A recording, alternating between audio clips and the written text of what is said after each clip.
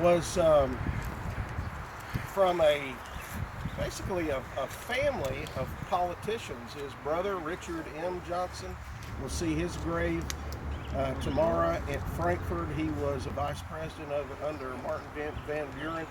John T. Johnson was also in the Congress, in fact served in the National Congress, I think, a couple of terms. He ended up giving up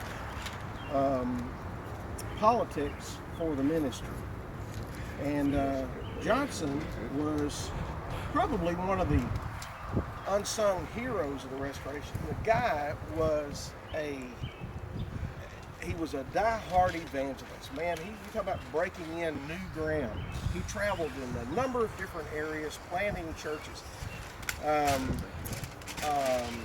John Rogers wrote his biography, and there are so many reports that he sends in about different places. And he goes into these places and he stands up there. And back in the day, they'd have these camp meetings, and you had two speakers. You have the preacher, and then you'd have the encourager, the exhorter that would get up.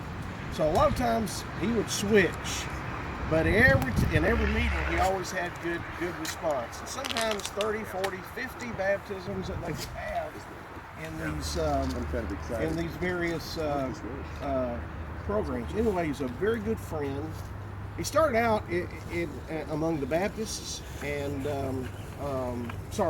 Presbyterians, and he was connected with. He got connected with Barton W. Stone.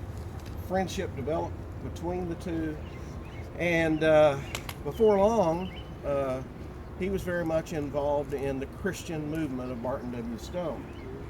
When in 1831, late 1831, he got connected with Raccoon John Smith, and together they put together a plan through which the Stone movement and the Campbell movement could come together as one.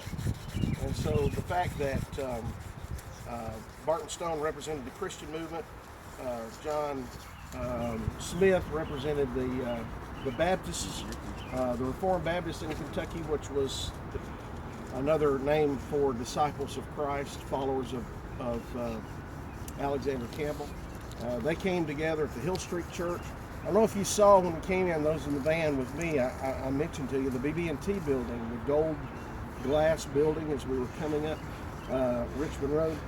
There on the left, that's the old site of the Hill Street Church, which was the first congregation that Barton Stone planted, first Christian church. Then later it moved over to Main Street Christian Church. That's where McGarvey preached. And then finally it moved to what is now the Central Christian Church, where we'll visit them about 1 o'clock and see some of the things that they have preserved in history. But John T. Johnson, I mean, I did if you look on my website, look at John T. Johnson's page, I've done a pretty good chronology of his life and the various different places that he went. And like I say, he was constantly on the go and did a lot of good work. So, John T. Johnson.